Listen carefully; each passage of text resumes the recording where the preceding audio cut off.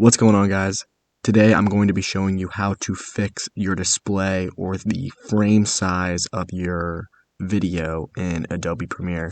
So for example, if you have a video and it's either A, too big, and it's created a frame size that just doesn't work, it's too zoomed in and it's not really working for you. Or another example would be if the video you import is too small for your display settings. So basically what this is going to look like is, you'll edit everything correctly in Adobe Premiere. You'll zoom in with your positions and your scale and do all the edits there. But on YouTube, when you upload it, for example, you'll see a black border around it, for instance. And basically that boils down to the videos that you upload, the video clips that you upload, create the sequence and the horizontal and vertical frame size of the entire video. So I'll show you an example of that right now.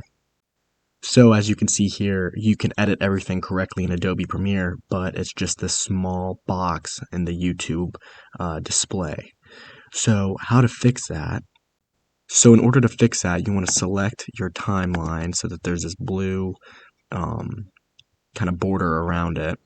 You're going to go up to the left corner, you're going to click Sequence, you're going to go to Sequence Settings, and this is where you're going to want to manually fix the frame size. Now I'm going to put in the corner of this video the ideal horizontal and vertical sizes of your frame size that you should put in depending on the quality of your video. Now I would strongly recommend doing this before you start editing your videos, especially if you're bringing in clips.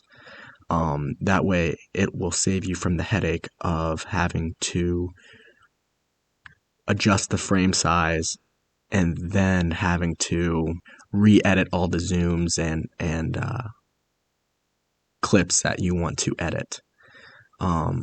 So for a normal 720p YouTube video, you want to go 1280